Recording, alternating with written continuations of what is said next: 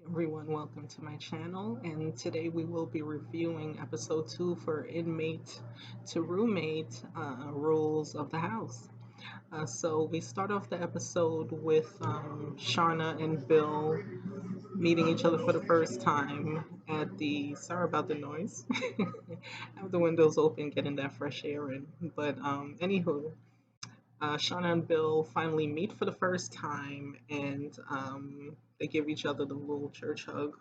And they're happy to see each other, and of course, he's happy to be out after all these years, 18 years. So they get into the car and they're just, chit chatting and just basic stuff. He's just explaining how he's happy to be out. And he can't wait to get back into the groove of things. They discuss jobs and things of that nature, and she's like, maybe you could get a little job at like the McDonald's, Taco Bell, things like that. And he's like, no, I'm not. I'm trying to aim higher. I want to make like 2,000 a week or something like that. And he has like high hopes. I'm like, housewife. Like, what are you planning to do to get that type of money? Because you can't be on your hustle unless you want to go back. Um, so she's explaining to him you kind of got to crawl before you walk as far as the job situation, and he's not trying to hear that. He says, oh, I'm a dreamer, and when I used to work at McDonald's when I was younger, they called me the Hamburglar because he stayed stealing stuff. So so they talk about that. And then, he mentions that he's a bit hungry, and she hands him over the rest of the cashews that she was snacking on while on her drive to meet him. And he tastes, he puts a handful of cashews in his mouth, and it was like the best thing ever. So, anyway, they get to his house, and get to her house. My apologies. They get to her house, and she's like, "Oh well." When they pull up, this is my house, and she asks, "Are there any houses in Brooklyn? Or are they only apartments?" I'm like, "Yo, you dead ass? Like, come on now." Bill is from Brooklyn. BK represent. So I was like, that was interesting, but hey, some people I guess just don't know, and it's all good. Um, so they get into the house. Bill meets Mark, Sharna's husband, and they're just chit chatting. Just the basic exchanging pleasantries and stuff like that. They show him around the house. They show him, or they mention to him the fact that they have separate bedrooms, or Bill picks up on the fact that they sleep in separate bedrooms, and he's like, why do y'all sleep in separate bedrooms? Are there issues in the marriage? And Mark was taken aback by that, and he's saying, oh, he needs to mind his business. I'm like, geez, you know, I guess if you told anyone that, they would kind of jump to that conclusion, but I don't know. So they get to Bill's, where Bill will be staying, the room that he'll be staying in, and it's the old room of Shauna's daughter, and it's still designed as it was when the daughter was there. So you have like the purple walls, unicorns, like the pastel sheets, flickering pastel girly lights. Then you see a poster with like 20 plus rules that says Bill's rules. And on top of the list, there's sticky notes at the side because Mark added more to the list. And you see things like no profanity, no R-rated movies. You have to work, you have to exercise, you have to what you call it, just a whole bunch of things. And it's like he was released from prison and went right back in. um, so of course, they're very strict on abiding by these rules, which is understandable. Seemed a little bit extreme, but I understand at the same time. So, Bill was trying to take that in. But as far as like the room situation, Mark was just like, I was just trying to test him to see, like, I guess if he'll be grateful for, this opportunity that we're providing to him. And was telling them, listen, this is better than where I was before. So he'll make it do what it do. So that was that with um with that particular family. Then we see DQ and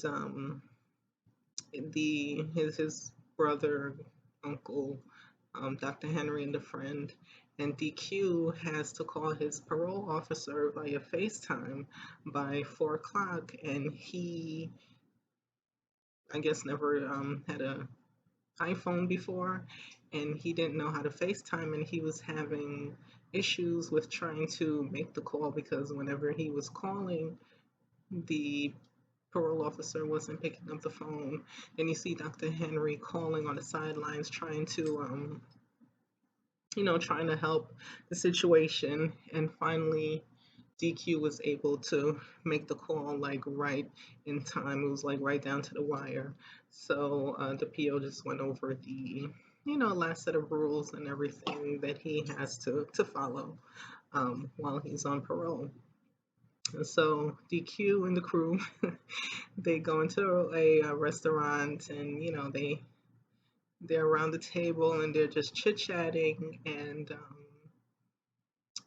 you could see that DQ's uncle is looking at Dr. Henry, and they're all asking Dr. Henry questions like, why did you decide to take him in? And it's just like, okay, you know. In this particular situation, they said that DQ, when they asked Dr. Henry why didn't DQ be released to his family, and Dr. Henry said that DQ was a bit wary about being released to the family because they'll look at him a certain type of way. And it's just like, okay, they seem pretty supportive to me. So on the flip side, you see them asking Dr. Henry, why did you decide to take him in? And DQ calls Dr. Henry Pops because, he's like a father figure to him. So DQ's uncle, he is he's wary about the whole thing with Dr. Henry. He thinks that Dr. Henry is kind of using this situation as kind of like an experiment, if you will, you know. Um, so we'll see how this goes. And so that's pretty much what was going on in this particular episode as far as DQ and the crew. So next, we have Artie. And this is where Artie is prepping to get ready to meet Javon at the prison. So she actually took an Uber over there, and she met up with Javon's cousin Jay, and she meets Jay, and they start talking. And of course, Jay is looking at her like, everyone is wary in this situation. On both sides, you have the roommates, families, and friends that's concerned about them taking in the inmate, and then you have the inmates, some of the inmates, families, and friends that's concerned that you have these strangers or kind of strangers taking them in, and like everyone's like wondering what's the catch on each side. Very interesting. So Artie and Jay are just chit chatting, and she's asking, "Is there anything that I should be looking out for, or I guess concerned with, regarding Javon?" And Jay explained to Artie that Javon tends to get antsy a lot, and he loves money. So if he starts getting antsy and fidgety, watch out because he's, you know, he has to be on the go. He has to be doing stuff. So that's when she was just like, okay, you know. So she's claiming that she didn't have any blinders on. She knows that things might not always go smoothly, and things could kind of go left in this situation. But at this point, she's She's all in. So Javon comes out and greets both of them, and again, he's happy to be out. And he said it was like pretty rough for him the past few years. And they get into Jay's truck, and Jay had picked up some food for them. So while they were driving back to Artie's house, they ate in the car. They get to Artie's house, and Jay didn't come into the house. From what I saw, it was just Javon. So she's showing Javon around the house. She was just like, "Oh, this is your room. This is my room. This is the bathroom, the linen closet." So they were pretty much in the same vicinity. So he said, the room is a bit small, but it's better than where he was, and now he'll have his privacy. So they go back downstairs and they go into the kitchen, and Artie offers him a drink, and he was just like, "Well, no, I want to go over and go to my mom's house and visit her because it's been a minute." And she was taken aback, like, "Wait, huh? You trying to leave? You just got here." And I noticed that Jay was still like in the driveway waiting for him. So Javon never planned to stay that particular night when he went to Artie's house. He just, he just had his own plans and he just playing games. So he said, "No, I want to go to my mother's house and see her and see some other family members because it's been a minute." And best line of the whole episode is, "Now you just gonna brush me off, huh?" Like she was not happy. She said, "Oh, I thought he was gonna stay and we were gonna talk and like chill for a while, but no, he had other plans." So you see him hop in Jay's car or truck and they drive off, and that was it for that particular scene. Um, then we see Sandra and Kyle from Missouri. Now, they're a couple that was added on to this episode. They were not in the first episode. So, Sandra and Kyle, you see them like bringing in a mattress, getting ready to take in Nick. Nick is 30 and he did 2.5 years for delivery of a controlled substance, possession of a controlled substance, and stealing. And Kyle does not know Nick personally, but Kyle was friends with Nick's father, who unfortunately passed away uh, two years prior. And Nick's father used to like kind of be a father figure to Kyle. They spend time with each other, and he used to talk about his son Nick and some issues that Nick has been going dealing with, I should say, and how things hasn't been like exactly easy for him. So Kyle decided, hey, I want to take him in when he's paroled and help him out. Since his father was so nice. Now, Sandra, she's very, very wary about the whole thing. And, I don't blame her. It's just like, you're just kind of settled and just in your life. And then here you want to bring in a stranger into your house who's a former, inmate. And then he had to, you know, someone that used to steal and deal with controlled substances, and she said that she's been there, done that with some people that she's known, so she's very skeptical about the whole situation. But Kyle is like putting that guilt trip, like, hey, if you love me, you'll support me in this situation. So she was like, hey, okay, fine.